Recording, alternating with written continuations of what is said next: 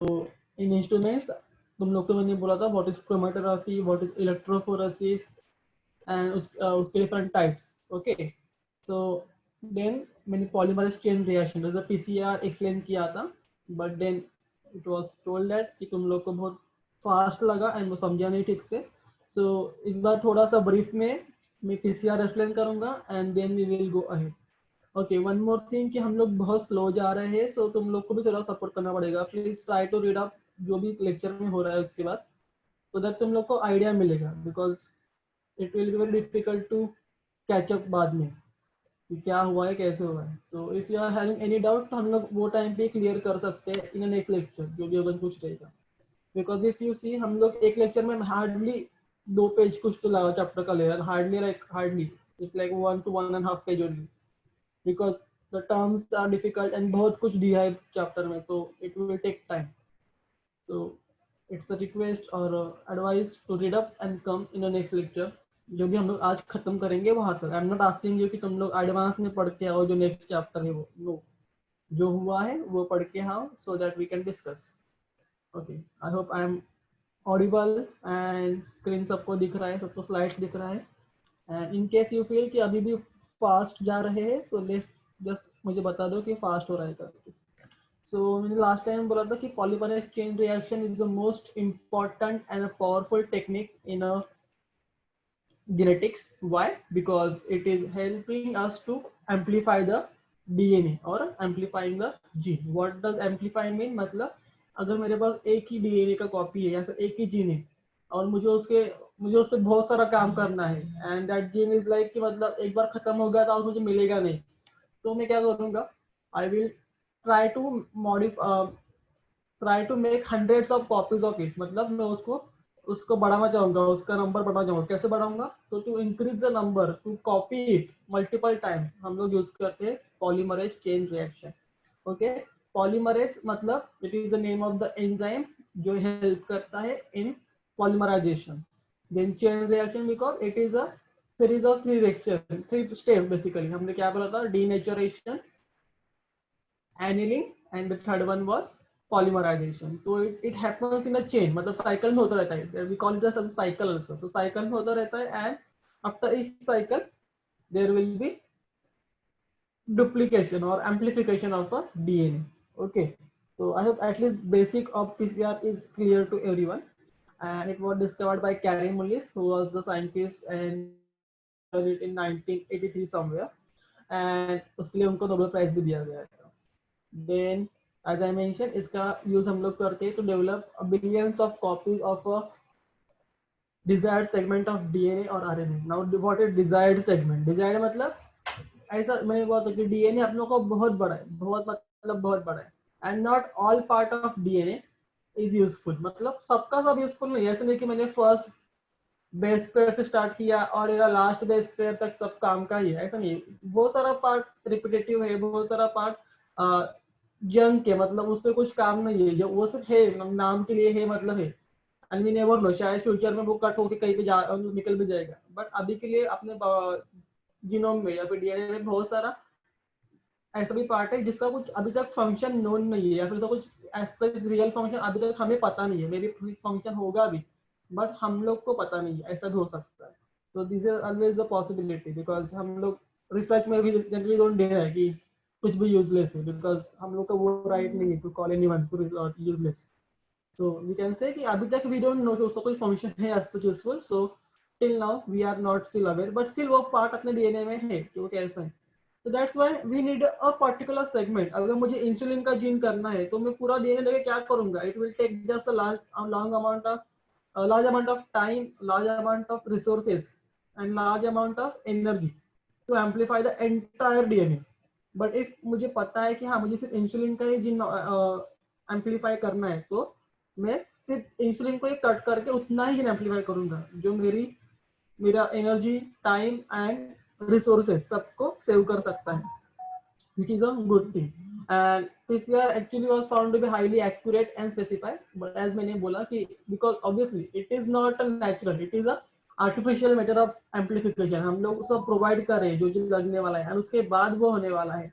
So obviously it is not possible कि मतलब perfect ही होगा. It is 99.99% PCR is perfect, but then still there is that 0.01% possibility कि कुछ गलती हो सकती है, कुछ म्यूटेशन हो सकती है, शायद किसी को गलत न्यूक्लियोटाइड जाके अटैच हो सकता है. ये सब possibility always are there. So हमें वो कंफर्म करने पड़ते हैं. That's why we do some confirmation experiment also. तो उसके लिए हम लोग सीक्वेंसिंग करते हैं, या फिर हम लोग अगर जो इलेक्ट्रोफोरेसिस करके देखते हैं कि उसका साइज क्या है, उसका सीक्वेंस क्या है, एंड टू कंफर्म कि ओके जो मेरे पास है वो काम का है. ओके, एज आई मेंशन कि ये 3 स्टेजेस में होता है. एक में हम लोग डिनेचरेशन करते हैं, एक में हम लोग रीनेचरेशन करते हैं. तो the very first stage is a denaturation and the last stage is a renaturation. Basically वहाँ पे हम लोग उसको वापस से बना रहे हैं. तो इन denaturation हम लोग उसको हिट करते हैं. तो हम सबको पता है कि DNA is a double strand molecule, जिसके पास 2 स्ट्रैंड्स है, और दोनों स्ट्रैंड्स को हम लोग ने अटैच कैसे किया है, with the help of hydrogen bond. So when जब भी मैं उसको हाई टेम्परेचर पे हिट करूंगा, तो we all know hydrogen bonds are weak bonds, they are not a strong bonds. तो क्या होगा, ये जो बीच वाले हाइड्रोजन बॉन्ड्स है वो ब्रेक हो जाते हैं. अभी ये जब ब्रेक हो जाएंगे तो ऑब्वियसली वो दोनों जो स्ट्रैंड्स रहेंगे डीएनए के, जहाँ पे दिख रहे डायग्राम में, वो सेपरेट हो जाएंगे, एंड तुम लोग को 2 सेपरेट स्ट्रैंड मिल जाएंगे. बट ये कब होगा, जो हम लोग डीएनए को हाई टेम्परेचर पे हिट करेंगे, बिकॉज हाई टेम्परेचर पे हाइड्रोजन बॉन्ड्स अनस्टेबल होकर टूट जाते हैं, because they are the weak bonds. Then annealing. तो अनिलिंग में मैं क्या करूंगा, मैंने बोला था कि there is something called as primer. तो टू स्टार्ट दिस प्रोसेस, मुझे कुछ तो बोलते ना शुभारंभ करने के कुछ तो चाहिए मेरे पास, जो एक्चुअली द प्रोसेस को स्टार्ट करेगा. तो उसके लिए मुझे कुछ ना कुछ चाहिए. द प्राइमर इज समथिंग जो एक्चुअली हेल्प करता है to start the process of the polymerization or to start the process of copying. तो ये प्राइमर क्या करे, तो यार मैंने बोला there are 2 types of primer, forward primer and reverse primer. तो जो फॉरवर्ड प्राइमर रहेगा वो एक जगह पे जाके बाइंड होगा, और जो रिवर्स प्राइमर रहेगा वो एक स्पॉट पे जाके बाइंड होगा. एंड देन एक बार जो ये प्राइमर्स अटैच हो गए, ये लोग क्या करेंगे, जो भी हम लोग ने एक्स्ट्रा न्यूक्लियोटाइड्स प्रोवाइड किए हैं सिस्टम में, ये लोग वो न्यूक्लियोटाइड को लेके अपना आगे का पॉलीमराइजेशन कंप्लीट करेंगे. So in this way the step annealing works, and then finally polymerization, यहाँ पे पूरा डीएनए बन जाता है with the as same as the parent copy. तो अगर तुम लोगों ने यहाँ पे डायग्राम में देखा कि ये नॉर्मल डीएनए था, जो हमारा let's say is the gene of interest, for example it is the gene for insulin. Okay, तो मैंने पहले मुझे मेरा फर्स्ट गोल क्या है कि मुझे इसको डीनेचर करना है. That is the first stage of a PCR. तो मैं क्या करूंगा, इसको सबसे पहले मैं हिट करूंगा at very high temperature 90 to 98 degree celsius. जैसे मैंने हिट किया इसको, ये जो बीच वाले उसके कलरफुल दिख रहे bonds, that is hydrogen bonds. तो जैसे मैंने उसको हिट किया, hydrogen bonds will break down. So hydrogen bonds break हो गए, इसका मतलब दोनों स्ट्रैंड्स सेपरेट हो गए. तो नाउ यू कैन सी ये एक पूरा डीएनए था डबल स्ट्रैंडेड, इसका भी हम लोग को 2 सेपरेट स्ट्रैंड्स मिल गए. Okay, strand 1, strand 1, 2. और ये जो तुम लोगों को दिख रहा है, yellow, red, green, blue, yellow, blue, red, वापस ग्रीन, ग्रीन, ये सब है nucleotides. Okay, so we all know DNA किससे बनता है, न्यूक्लियोटाइड से. न्यूक्लियोटाइड में क्या क्या होता है, न्यूक्लियोटाइड में sugar, nitrogenous base and phosphate group रहता है. तो each कलर लाइक यहाँ पे रेड में भी ए हो सकता है, ब्लू में भी जी हो सकता है, सी में भी ब्लू हो सकता है. लाइक इन दैट वे उन्होंने हर एक न्यूक्लियोटाइड के लिए एक कलर डेजिग्नेट किया है. और we all know, I hope तुम लोग को याद है, बायोमोलिक्यूल्स में अगर तुमने पढ़ा था 11th क्लास में, एडेनाइन जो रहता है वो थाइमाइन के साथ बॉन्ड बनाता है, और जो साइटोसाइन रहता है वो गुआनाइन के साथ बॉन्ड करता है. तो अगर मैंने बोला कि this red one it's adenine, तो उसका जो ये ग्रीन, इसका जो ब्लू पार्ट है जो इसके साथ वो बॉन्ड कर रहा है, जो बाद में ज्वाइन हो रहा है, that is T.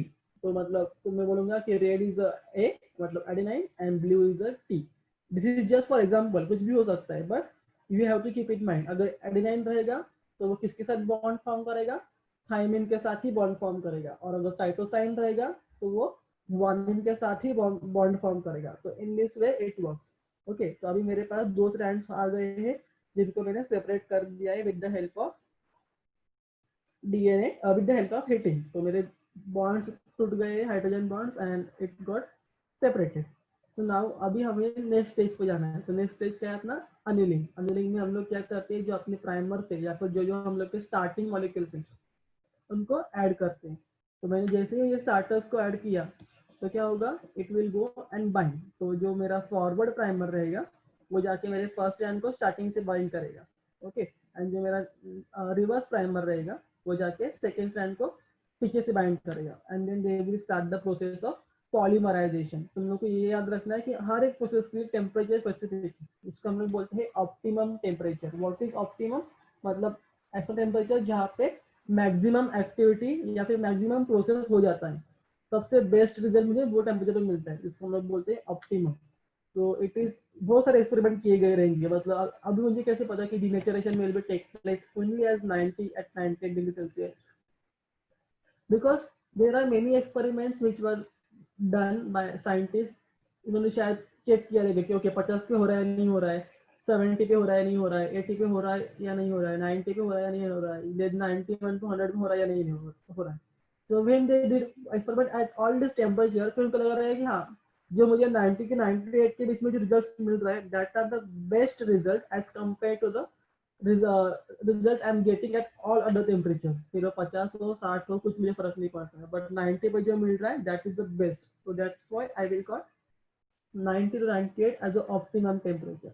Same for annealing 40 to 60 degree celsius, अलग अलग टेम्परेचर हम लोग करके देखते हैं, and then we make sure कि हम लोग का जो टेम्परेचर है वो नॉर्मल हो जाएगी। अगर तुमने देखा, अगर मैंने अनिलिंग टेम्परेचर के लिए भी हाई टेम्परेचर लगाया, इंस्टेड ऑफ 40 to 60 अगर मैंने उसको 90 रख दिया, तो मेरा जो प्राइमर रहेगा वो बाइंड होगा ही नहीं, because it will not able to form the hydrogen bonds, because high temperature पे हाइड्रोजन बॉन्ड्स फॉर्म नहीं होते, बल्कि वो टूट जाते हैं। तो इसलिए हम लोग का temperature has to be low. इसलिए for annealing if you see temperature is 40 to 60 degree celsius. And then the final process of Taq polymerase, that is polymerization. Taq polymerase is a thermostable, मतलब जो high temperature पे रह सकता है ऐसा polymerase, which is actually obtained by from a organism bacteria called as Thermus aquaticus. So that's why it is called as Taq polymerase. So it is actually Thermus aquaticus. So I will type it in a chat box also for your convenience.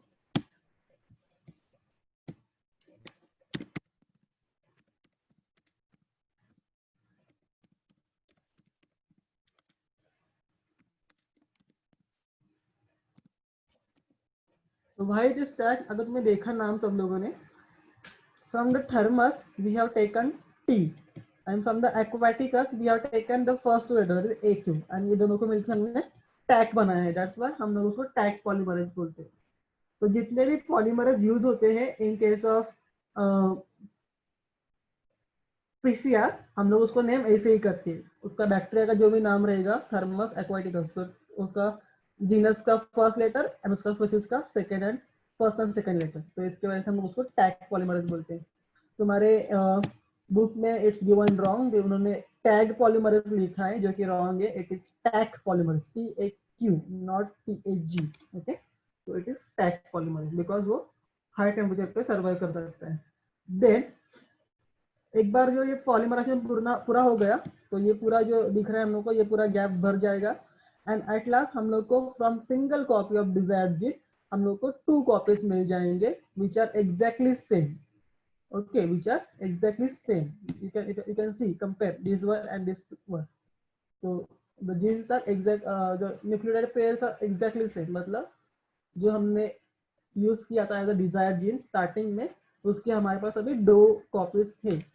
Now after these 2 copies also, it will again undergo second cycle, third cycle, fourth cycle, fifth cycle, and at the last we will get the different a large number of copies at last of the PCR cycle. तो generally हम लोग 29 copies करते हैं, कुछ लोग depending on need कि कितना चाहिए, बट इन जनरल जो नॉर्मल पीसीआर रहता है उसके लिए हम लोग 29 कॉपीज करते हैं। तो I think that is sufficient for most of the experiments.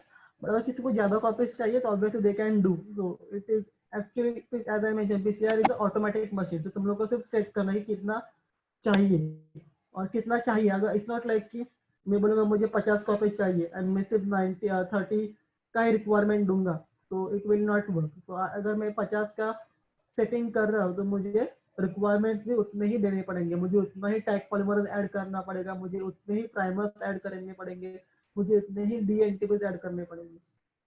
तो that is also important aspect. अभी एक बार जो मैंने ये कर दिया और मेरे पास बहुत सारे साइज के आ गए, what will I do, how will I confirm कि मेरे पास जो आया है एट लास्ट आफ्टर पीसीआर वो सही है या नहीं है। तो सबसे पहले हम लोग उसका मॉलिक्यूलर वेट चेक करेंगे। तो मेरे पास अगर जो इलेक्ट्रोफोरेसिस यूज करते हैं तो हम लोग क्या करेंगे, एक वेल में हम लोग इसको ऐड करेंगे और एक वेल में हम लोग को बनाया हुआ है उसको ऐड करेंगे। और अगर दोनों के बैंड्स अगर हम लोग को सेम जगह पे मिल गए देन हम लोग बोलेंगे कि हाँ जो हमारा सैंपल है वो सेम है।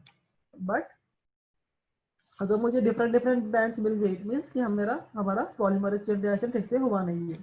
But this is just one method and this is not very confirmatory method, मतलब इतना श्योर नहीं हो सकता मैं सिर्फ देख के अगर इलेक्ट्रोफोरेसिस। तो मुझे और कोई जो रिलायबल मेथड करनी पड़ती है जिसके वजह से मुझे समझा कि सीक्वेंस में क्या गड़बड़ है क्या, मतलब अगर जनरेटर फोर्स का ड्रॉबैक क्या है, अगर मैंने ये वाला सब ऐड कर दिया तो इवन इफ ये रेड की जगह पे यहाँ पे ब्लू क्यों हुआ रहेगा गलती से तो भी मुझे पता नहीं चल सकता बिकॉज साइज में तो सेम ही रहेंगे, बस वहाँ पे कलर चेंज, मतलब वहाँ पे न्यूक्लियर बेस पेयर चेंज हो रहेगा बस उसका साइज विल बी सेम। तो हाउ विल आई आइडेंटिफाई कि उसके अंदर एट न्यूक्लियोटाइड लेवल पे कोई गड़बड़ हुआ या नहीं हुआ है करके। तो वो फाइंड आउट करने के लिए हम लोग करते हैं सीक्वेंसिंग। तो sequencing is another method which is actually a very high throughput method, मतलब बहुत एडवांस टाइप का मेथड है which is currently use for different purposes. Okay, so it is actually gives you sequence of a DNA कि मतलब उसमें क्या क्या nucleotide present है और हम लोग उसको कंपेयर करके फिर कंफर्म कर सकते हैं कि जो हमारे पास डीएनए है वो एक्चुअली सेम है जो हमने यूज किया था as a desired gene copy. So I hope now you are cleared with PCR. Abhi still if you are having any doubt in PCR, please ask.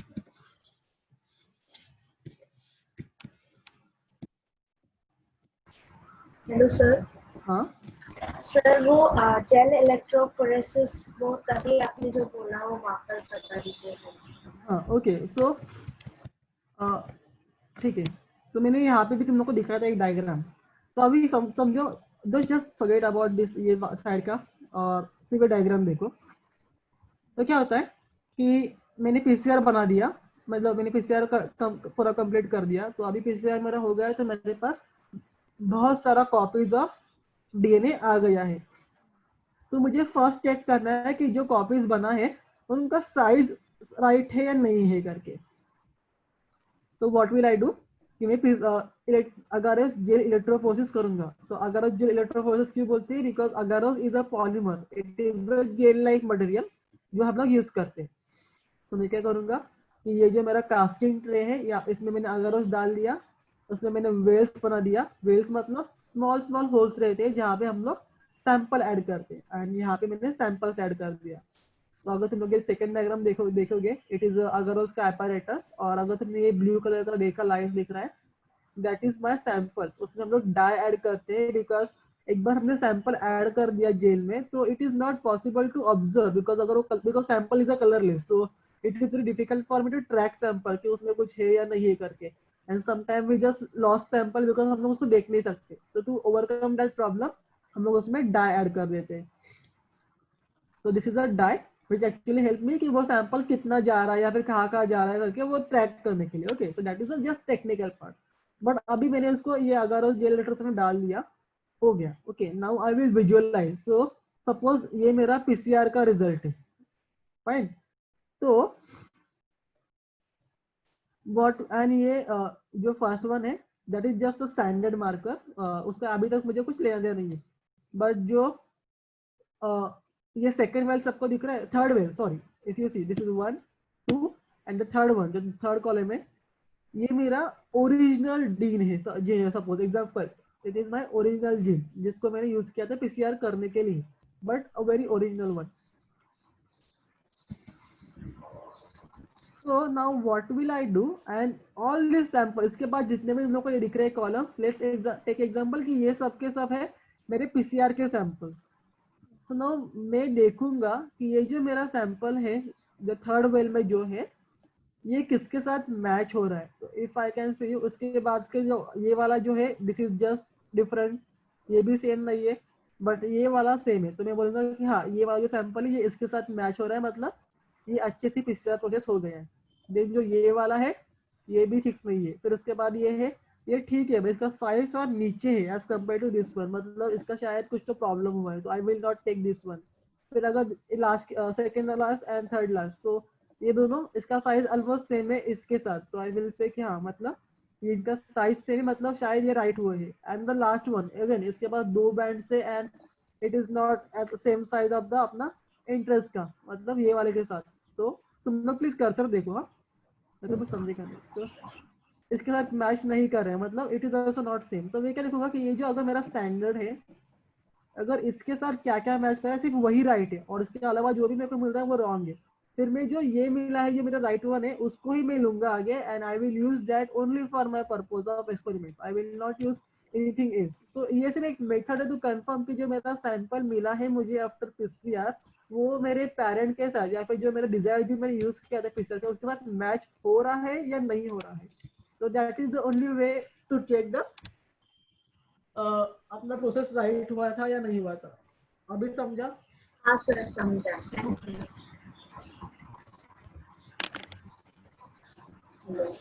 हाँ, समझा sir, thank okay, thank you, welcome. So I think if anyone else any other doubt please ask। And मैंने तुम लोगों को last time ये problem किया था, I hope कि सबने ये सॉल्व किया है।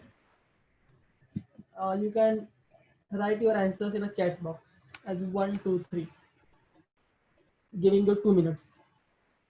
it's 9:28, 9:30 को we'll see।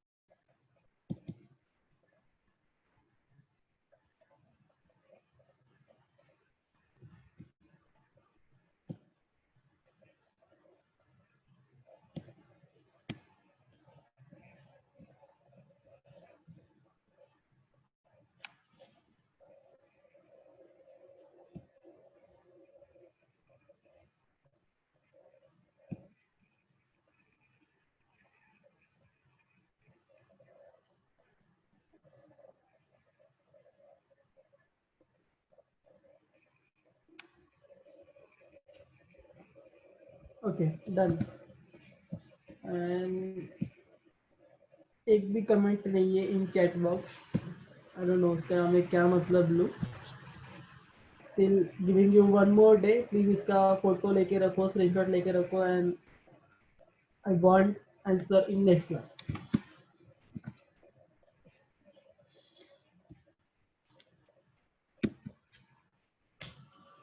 Formula is 2 raised to n is equal to number of copies where n is equal to number of cycles of PCR। अभी मैंने इतना सा बता दिया है, you just need to calculate it। So just calculate this, I don't expect you to do it manually, obviously it's not possible because 2 raised to 25 तुम लोग manually नहीं कर सकते। So by calculator, but it is just for your information। तुम्हें exam में they will ask 2 raised to n 2 raised to 10 ऐसे simple ones, but then still तुम्हें वो पता होना is more important, especially for the NEET students। Okay, logical questions are more frequently asked in NEET exam, but then हम लोग ज़्यादा उस पर फोकस नहीं कर पाते या फिर हम लोग नहीं करते, so that is the one drawback, so we need to cover up that thing। I hope I'm clear। NEET people please pay attention। ऐसे क्वेश्चन रहेंगे तो you have to note it down, you have to start working towards your NEET। So that is all about the instruments till PCR। and now as I mentioned there are tools and there are biological tools। तो हमने अभी तक देखा कि different instruments या फिर different techniques जो हम लोग use करते हैं। बट नाउ हम लोग देखेंगे कि रिकॉम्बिनेंट डीएनए टेक्नोलॉजी के लिए कौन कौन से बायोलॉजिकल टूल्स आर इम्पोर्टेंट और why. So there are three important biological tools involved in a RDN technology, which includes enzymes, cloning vectors, and competent hosts. Now, what are the enzymes and why I do, why I want this particular things in my process? क्यों मुझे चाहिए? अगर तुम लोग को याद रहेगा, just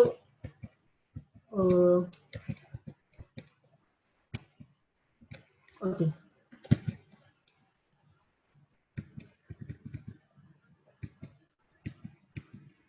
okay sorry. तो जस्ट एक बार एक टेक्निक को रिकैप ले लो कि मतलब ये क्या था. तो व्हाट इज आरडीएनए कि हमारे पास ह्यूमन सेल है, हमें उसको एम्पलीफाई करना, हमें उसको क्लोन करना है. तो हमने ह्यूमन सेल से डीएनए निकाल दिया. डीएनए को हम लोग को पूरा डीएनए नहीं चाहिए, हम लोग को सिर्फ एक स्पेसिफिक जीन चाहिए. Let's say gene for protein x. तो मैंने ये डीएनए लिया, मैंने उसमें से उसको कट कर दिया रेस्ट्रिक्शन एंजाइम. तो एंड मेरा जीन ऑफ इंटरेस्ट में निकाल दिया. अभी मुझे इसको डालना पड़ेगा एक वेक्टर के अंदर जिसके जिसके थ्रू में which will act as a carrier or a vehicle for my DNA basically. तो मैं क्या करूँगा, उसके लिए मैं वेक्टर ढूंढूंगा. तो इन this case the vector is a plasmid vector. तो प्लाज्मिड किसके लिए पता होता है? बैक्टीरिया में. तो मैं बैक्टीरिया को लेके आऊंगा, सॉरी, एंड बैक्टीरिया का मैं प्लाज्मिड निकालूंगा. प्लाज्मिड को निकाल के अभी आई हैव टू, अगर मुझे इसके अंदर डीएनए डालना है तो ऑब्वियसली मुझे यहाँ पे जगह करना पड़ेगा क्योंकि इसका साइज फिक्स रहता है. तो मैं इसमें से सेम साइज में उसका कट कर दूंगा और मुझे ऐसे आधा वाला आधा चांद जैसे प्लाज्मिड मिल जाएगा. नाउ अभी ये प्लाज्मिड का साइज छोटा भी है, it can take up the DNA and we can ligate. So मैं उसको उसमें मेरा जीन ऑफ इंटरेस्ट डालूंगा और उसको लाइगेट करूंगा या फिर ज्वाइन करूंगा. The enzyme called is ligase. And फिर इसको मैं डालूंगा बैक्टीरिया के अंदर. फिर वो डिवाइड होगा डिवाइड होगा डिवाइड होगा एंड एट लास्ट मुझे बहुत सारे बैक्टीरिया मिलेंगे जिनके पास ये पर्टिकुलर जीन रहेगा रहेगा और which will actually help me in producing a particular protein because वो एक साथ बनाएंगे तो वो मुझे काम आएगा. ओके. तो देखा तुम लोगों ने उसमें हमें क्या क्या लग रहा था? एंजाइम्स लग रहे थे. दो इंपॉर्टेंट एंजाइम्स है उसमें, रेस्ट्रिक्शन एंजाइम्स और the second one was ligase. तो एक वन हम लोग उसको बोलता है मॉलिक्यूलर सीजर्स और दूसरे को हम लोग बोलते हैं molecular glue. So now but apart from that, तो मैंने यहाँ पे हम लोग को बहुत सिंपल एक जस्ट एक ओवरव्यू दिया था. But there are these are the prime important enzyme. मतलब इनके बिना तो recombinant DNA technology हो ही नहीं सकता. It is just impossible to perform rDNA or a gene cloning without a restriction enzyme and a ligase because cutting करना and joining करना is a crucial part of this technique. इसका मोटो ही वही कि हम लोग को जिन को मैनिपुलेट करना है, हम लोग उसको जिन को चेंज करना है, उसके लिए उसको कट एंड ज्वाइन करना is very very important. So वो तो है ही, but apart from that there are different enzymes which are actually required. So what are these enzymes then? These particular enzymes include lysozyme, nucleases such as endonuclease and exonuclease, जो कि हम लोग generally use करते हैं. And then restriction enzymes, which is also a type of endonuclease only. Then there is DNA ligase, जिसका काम is joining. Then there are DNA polymerase, जिसका काम is polymerization to form the DNA strand. Then there are alkaline phosphatase, reverse transcriptase, etc. So now before starting, again they just have given, उन्होंने सिर्फ हमारे book में ये नाम दिए हैं, बाकी कुछ नहीं दिया है. बट आई फील कि तुम लोग को एटलीस्ट का फंक्शन पता होना चाहिए. तो why do I need lysozyme? तो lysozyme is an enzyme which actually degrades or break down the cell wall of the bacteria. Okay, this particular enzyme is present in a tears of human beings also. Lysozyme is also present in tears and some of the body fluids, but tears में generally होते हैं. And it is a protease, मतलब जो protein को या फिर no sorry it is not protease, it is a protein which is degrades. So lysozyme itself is a protein which degrades the different samples. So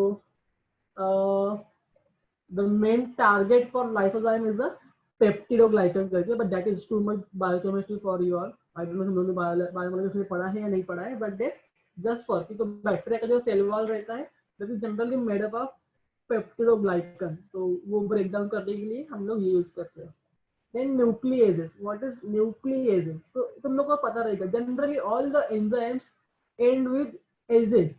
Amylase, lipase, nuclease, pectinase.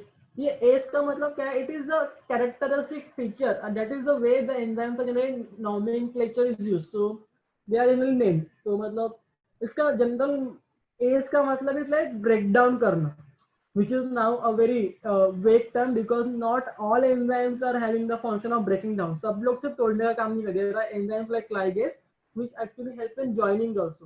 तो हम लोग ऐसे बोल सकते हैं, बट जब उनको डिस्कवर किया गया था eight that time, many years back, enzyme को डिस्कवर किया गया था, तब उन्होंने बिकॉज ऑफ दिस प्रॉपर्टी उन्होंने उसको नाम दिया था कि उसका and will be S. So all the enzymes will be ending with the S. तो मैंने ऐसे न्यूक्लियस, इसका मतलब the enzyme which will actually break down the nucleic acids. What are nucleic acids? There are two types of nucleic acids, RNA and DNA. So this particular nucleic acid breaking enzymes are called as nuclease, and they are of two types, exonuclease and endonuclease. अभी वो क्या है that I will explain you in the next slide, but for now just try to understand the meaning of nuclease. Then DNA ligase, as I mentioned, it is a molecular glue which actually help you in joining the two strands of DNA. Then there is something called a DNA polymerase which actually helps you in a polymerization process. मतलब उसको strand बनाने में help करता है. Alkaline phosphatase also is an enzyme used for different purposes like tagging and all. And then there is something called as reverse transcriptase. I don't know how many of you remember the central dogma of a D. So DNA रहता है, DNA से RNA बनता है, RNA से protein बनता है. ये सब हम लोग डिटेल में पढ़ेंगे in your fourth chapter about the molecular inheritance of gene. But then till now just a glimpse, because वो चैप्टर में you will see it in very much detail. उसमें बहुत कुछ दिया हुआ है. जब हम लोग वो स्टार्ट करेंगे then we will see. But अभी के लिए just try to understand what is this. So generally हम लोग क्या बोलते हैं कि डीएनए से आरएनए बनता है, आरएनए से प्रोटीन बनता है, which is a universal fact. जो मेरा इंसुलिन का जीन रहेगा उससे मेरा इंसुलिन के लिए आरएनए बनेगा, and from that insulin protein बनेगा. बट देन इसको हम लोग बोलते हैं transcription translation, and in general हम लोग उसको बोलते हैं सेंट्रल डोग्मा. तो what is transcription actually? It means DNA से आरएनए बनना is called as transcription. And what is reverse transcription? Then RNA से वापस डीएनए बनना is called as reverse transcription. I hope I am clear.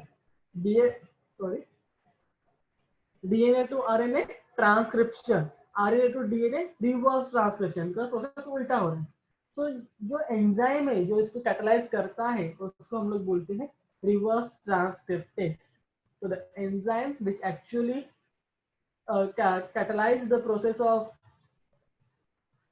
reverse transcription, that is conversion of RNA into DNA, is called as reverse transcriptase. Okay, this is not given in your book, so please note it down if you are not very sure कि वो याद रहेगा ही करके. This is very important. Any question you can ask.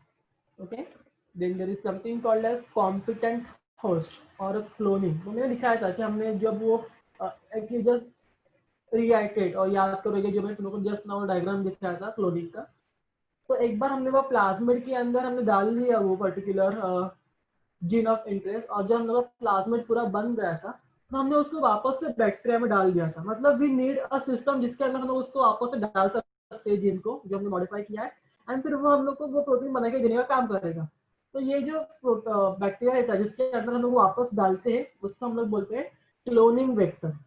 Okay, तो या फिर हम लोग उसको बोलते हैं कॉम्पिटेंट होस्ट, सॉरी, जिसके अंदर हम लोग वापस से वो जीन डाल सकते हैं and that will keep on producing the protein. Okay, तो there are different bacteria like bacillus, haemophilus, helicobacter pylori and escherichia coli, E coli, which are used for this purpose. And mostly E coli is used for transformation which recombinant mean. मतलब generally हम लोग E coli को ही use करते हैं. Most commonly E. coli is used, but there are Bacillus and Helicobacter also. Okay, I hope you are clear with this. Then there is something called as cloning vector also. तो जैसे कि हमने देखा कि plasmid can be a cloning vector, just vector is क्या, vector is just a carrier of a gene. तो ऐसा कोई भी थिंग जो मेरे डीएनए को कैरी कर सकता है उसको मैं वेक्टर बोलूंगा। इन डिटेल आल्सो हम लोग उसको देखेंगे, but for now just the introduction about this things. Okay, now let's discuss restriction enzyme in detail. So the enzyme that cut the phosphodiester bond bands. Okay, so it's a bond. Just give me 5 minutes. Just reiterate. I will just come back. Okay.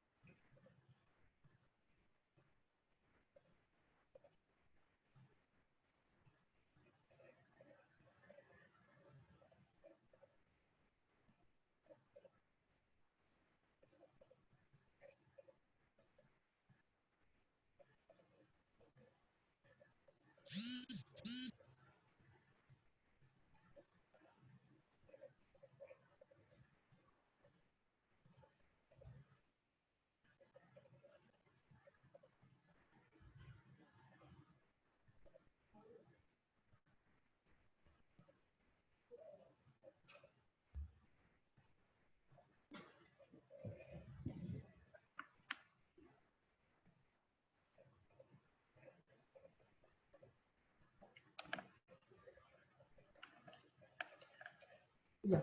Sorry for that. So restriction enzymes. So what was restriction enzymes?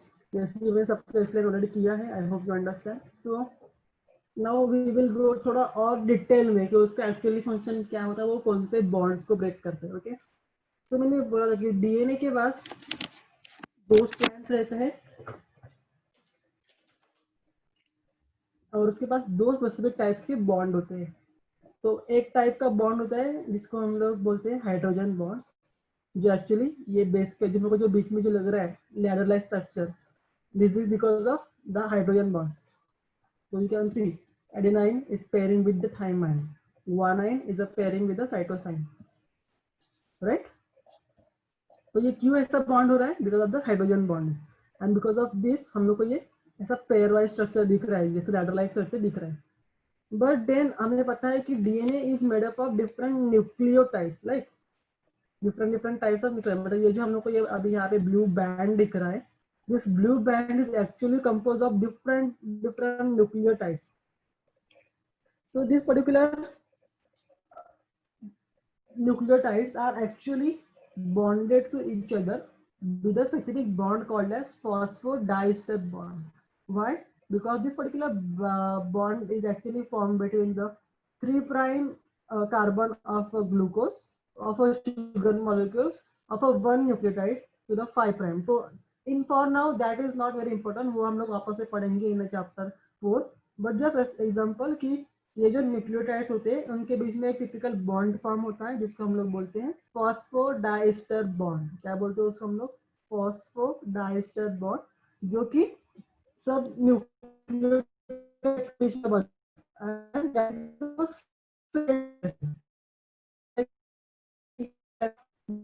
Phosphodiester bond with nucleotide का stand of basically no, ये सिर्फ आप एक ही मतलब इन a linear वे एक एक strand जो रहेगा उसके जो न्यूक्लियोटाइड्स रहेंगे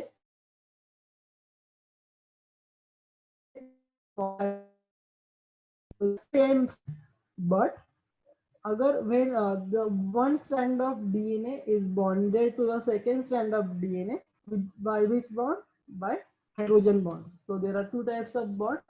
One is phosphatidized bond, which actually form this particular blue strand, one strand of DNA, which we generally call as a sugar phosphate backbone. You can see over here.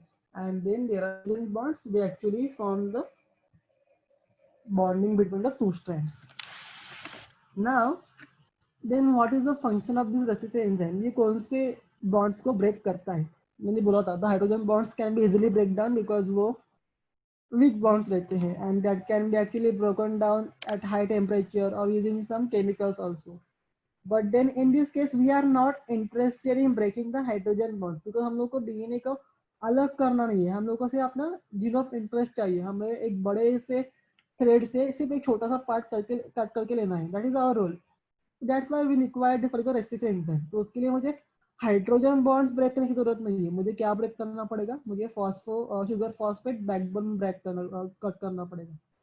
It means कि मुझे phosphodiester bond break करना पड़ेगा. Okay, so that's why these particular enzymes are there. These are the enzymes which cut the phosphodiester bond of a polynucleotide chain. When I say polynucleotide chain, it can be either RNA or DNA, okay, because both are composed of nucleotides. And the enzymes are called as nuclease. Now, these particular enzymes are actually found in bacteria. Bacteria are the sources of this particular enzyme, जहाँ से हम लोग निकाल सकते हैं. And this particular enzyme, why these are present in bacteria? Bacteria को क्या जरूरत है ऐसे सब बनाने की? मतलब this is not something common. हम लोग नहीं बनाते कोई ऐसा enzyme, तो बैक्टीरिया क्यों बनाते? तो जैसे कि हमें कोई तो वायरस, अभी देखिए सब लोग हम लोग को you can all see कि corona is the biggest problem in the world. So and this particular virus is actually infecting all the human beings. Okay, but then it is not infecting the animals या फिर fishes या फिर it is not infecting any birds or any other organism basically, but it is mainly infecting the human beings. It is not even infecting the bats, which are the carrier or a source of the particular virus. So you can imagine how this particular viruses work. So they are very specific with their host कि उनको किनको infect करना है इस बात के लिए. So there are some, so in the same way there are some viruses which actually only infect bacteria. Now तुम लोग बोलोगे कि बैक्टीरिया खुद इतना छोटू सा उसको भी क्या इन्फेक्ट करेगा? तो या, but then there are few viruses which actually infect bacteria. So the viruses can be actually of three main types. It can be animal virus, it can be plant virus, or it can be bacterial virus. The bacterial virus is also called as bacteriophage. BACTERIOPHAGE, phage. Okay. So that is a basic explanation about the viruses. So, but then as I mentioned, this particular viruses can infect the bacteria. So obviously this bacteria has to have something which can revert back or which can fight against this particular virus, or else the virus will kill the bacteria. So generally this particular bacteria use this particular enzymes which they produce to destroy the various viral DNA. तो actually virus क्या करता है, जब वो infect करता है तो वो अपना जो डीएनए रहता है या फिर जो आरएनए रहता है वो होस्ट के अंदर या फिर जिसको वो इन्फेक्ट कर रहा है उसके अंदर डाल देता है. एंड बिकॉज ऑफ दैट क्या होता है, जो जो उसका डीएनए एक बार जो अंदर गया उसका डीएनए क्या करेगा, जो एनिमल का, मतलब तो मैंने ह्यूमन बेस का एग्जांपल लिया, तो अगर कोरोना का वायरस मेरे अंदर गया तो वो क्या करेगा, वो अपना आरएनए डाल लेगा मेरे बॉडी के अंदर. And the RNA will start producing different factors जो एक्चुअली मोर हार्मफुल है मेरे लिए, and it will start inhibiting the normal body function. तो ये मेरा नॉर्मल फंक्शन था वो तो स्टॉप हो जाएगा. Apart from that the virus will start causing some different problems only. So that is the same case happens in case of bacteria also. So this particular bacteria needs to fight with this particular viral DNA, जो कि उनका growth inhibit कर सकता है या फिर उनको मार सकता है. So this particular exonuclease or endonucleases, whatever, like basically this particular nucleases, a vague term or a wide term, is generally produced by a bacteria to fight with this particular viruses जो उनको infect करते हैं.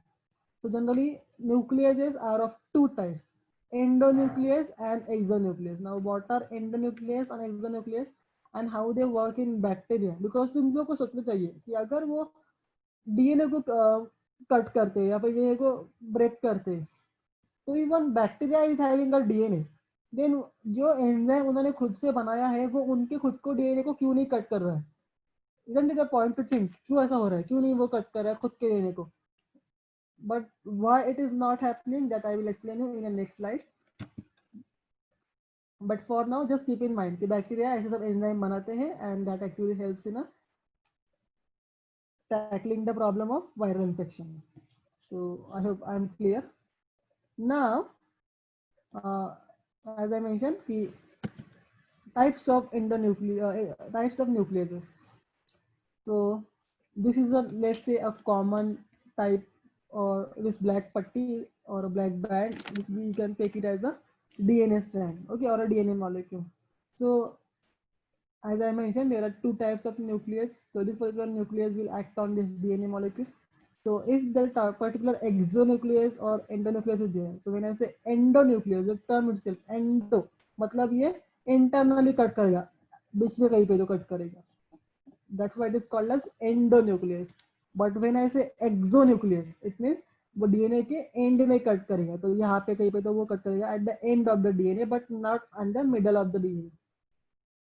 So that is the basic difference between the endonuclease and the exonuclease.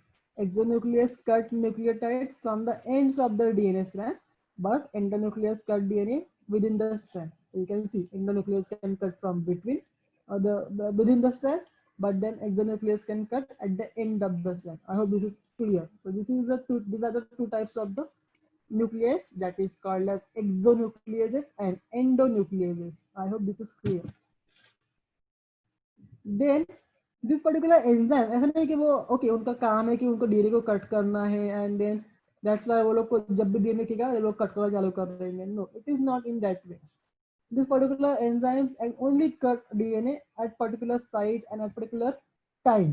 तो वो क्या है और क्यों? So the phosphodiester backbone जो रहता है, मतलब वो जो बॉन्ड रहता है न्यूक्लियोटाइड्स के बीच में, उसके वहाँ पे कुछ स्पेसिफिक साइट्स रहते हैं. It's not like all bonds will get cut, but like all bonds can get cut, but not by all the enzymes. So there are specific bonds and a specific enzyme. So these particular enzymes actually play important. That's why they call that a restriction enzyme. मतलब they can only cut the restricted area of a DNA, not the all area of the DNA. So this particular backbone is highly specific, have a highly specific sites on both the strands of a duplex. मतलब it's not like कि वो सिर्फ एक ही strand पर रहेगा, but वो दोनों भी strand पर रहेगा. And it is cut by this particular enzyme. That's why it is called as restriction endonuclease or simply restriction enzymes.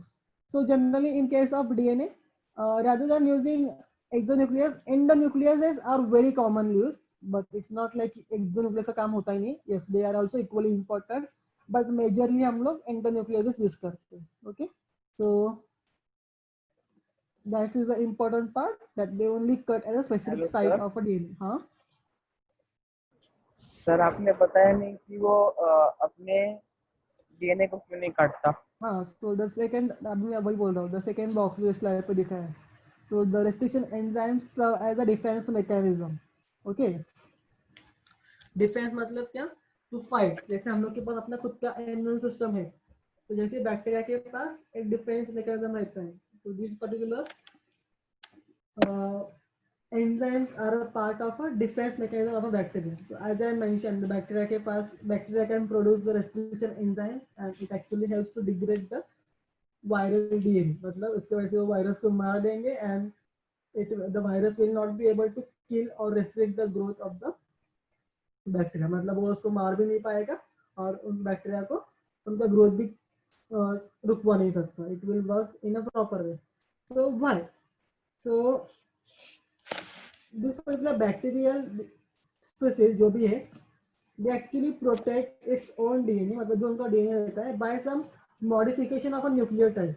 Okay, तो अगर उनको अपने DNA को बचाना है from वायरस के अटैक से, अगर उनको अपने DNA को बचाना है from the action of the particular restriction enzyme, मतलब खुद ने ही बना है वो एंजाइम से, अगर उनको खुद के डीएनए को बचाना है तो they have to do some modification in their DNA. तो वो क्या है, तो जनरली बैक्टीरिया का जो डीएनए होता है इट इंक्लूड्स मिथाइलेशन प्रोसेस। तो उसके ऊपर मिथाइल ग्रुप रहता है। What is methyl group? -CH3।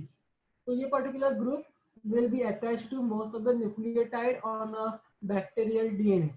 Okay, so मतलब जो भी साइट जहाँ पे there are chances that the sites will get cut by restriction enzyme, मतलब ऐसा कोई भी साइट रहेगा जहाँ पे the restriction enzyme can cut, वो साइट पे this particular methyl group will go and bind. So that's why the DNA will be now methylated. It will not be normal DNA, but it will be DNA with a methyl group. So obviously the enzymes will not be able to recognize this particular site as a normal site because of the methyl group. They will say कि no, the enzyme will think this particular site is having a methyl group which is different from my target, so I will not cut the DNA. So in this particular way, the bacteria modify their DNA by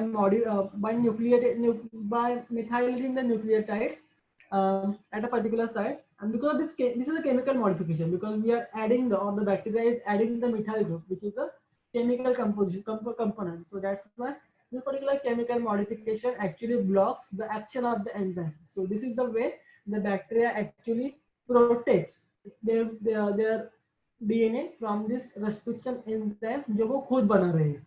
So this is the way actually the bacteria works, and that's why जो भी उनके पास restriction enzymes रहेंगे वो खुद के DNA को cut नहीं कर पाएंगे बिकॉज उनके पास मिथाइल ग्रुप रहेगा. However, they can cut the other viral and DNA and other DNA other types of DNA. So even generally जब हम लोग देखते हैं कि रिकॉम्बिनेंट डीएनए टेक्नोलॉजी में हम लोग बैक्टीरिया के अंदर अब फॉरेन डीएनए ऐड करते हैं, कुछ नया मतलब डीएनए ऐड करते हैं. तो even in that case also there are high chances that कि वो जो बैक्टीरिया रहेगा वो अपने एंजाइम्स के हेल्प के साथ जो भी हमने डीएनए या फिर जीन ऐड किया है उसके अंदर वो कट कर देगा या फिर उसको डिग्रेड कर देगा. But then for that reason हम लोग को बैक्टीरिया को मॉडिफाई करना पड़ता है, and that's why we use specific bacteria. तो हम लोग इकोलाई यूज करते हैं बिकॉज वी हैव इकोलाई जिसके डिफरेंट म्यूटेशन वर्जन से. तो हमने एक्चुअली उसके ऐसा इकोलाई बनाया है जिसके रेस्ट्रिक्शन एंजाइम काम नहीं करते. तो what can be that is useful for me for cloning purpose. तो मैं जब भी अपना डीएनए ऑफ इंटरेस्ट डालूंगा कोई भी इकोलाई के अंदर, वो इकोलाई उसको डिग्रेड नहीं कर पाएगा बिकॉज उसका वो एंजाइम इनएक्टिवेट कर दिए जाते हैं biogenic mutation. So in this way it is generally works in a research, but in normal case bacteria itself getting the nucleotides. Okay, then as I mentioned there is something called as recognition sequence which we will talk. Just I will give what does it mean, and then in next lecture we will continue. So there is something called a recognition sequence. It is nothing but a specific site जो ये particular enzyme recognise कर सकते हैं. तो मैं जैसे कि बोला ये हर जगह पे कट नहीं करते, ये सिर्फ स्पेसिफिक जगह पे कट करते हैं. तो ये जो जगह पे कट करते हैं that site is very specific और उसको हम लोग बोलते हैं रिकॉग्निशन सीक्वेंस, बिकॉज ये पर्टिकुलर सीक्वेंस को this particular enzyme can recognise. अभी वो क्या है and all that we will discuss. And even the examples of restriction enzymes जो कि मतलब क्या क्या है, वो कहाँ से मिलते हैं, वो कैसे कट करते हैं, that we will discuss in the next class.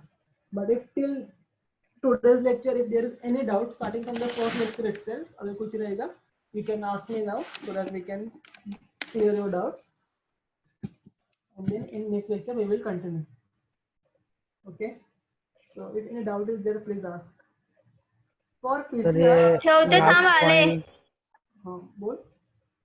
Sir ये लास्ट पॉइंट बताओ एक बार फिर से. रिकॉग्निशन वो हम लोग नेक्स्ट लेक्चर में वापस से डिस्कस करेंगे, डोंट वरी. अच्छा सर फिर सेकंड लास्ट पॉइंट बताओ. Which one?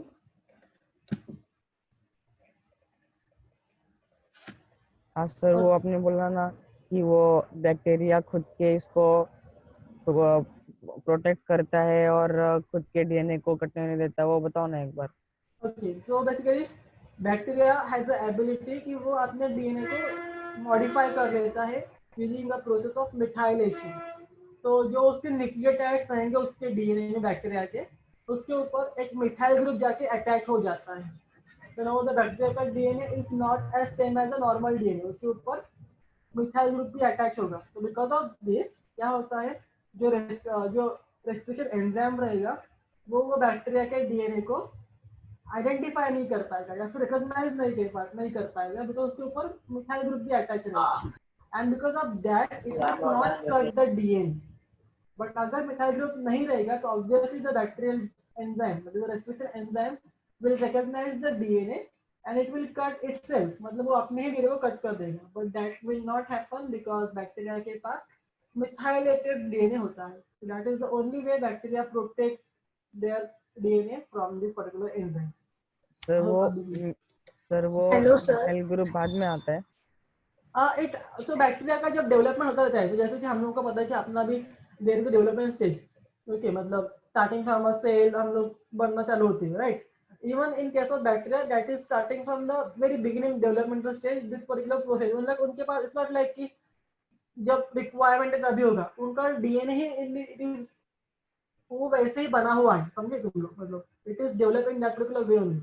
एंड कुछ बैक्टीरिया में वो बाद में भी होता है, जिसको हम लोग बोलते हैं एडेप्टेशन, मतलब वो बैक्टीरिया ने खुद को वैसे बना लिया है बिकॉज उसको जीना है वो पर्टिकुलर लाइफ पर एनवायरमेंट में, जिसके हम लोग एडेप्टेशन भी बोलते हैं। बट जनरली वो पहले से ही उसे प्रेजेंट होता है। या कोई और भी कुछ तो पूछ रहा था सर, मतलब मिथाइल ग्रुप्स प्रेजेंट होता है क्या डीएनए में? हाँ, जनरली इट इज प्रेजेंट, मतलब कुछ बैक्टीरिया के पास वो पहले से ही होते हैं, कुछ बैक्टीरिया वो बाद में डेवलप भी कर सकते हैं जरूरत के हिसाब से, ऐसे होता है।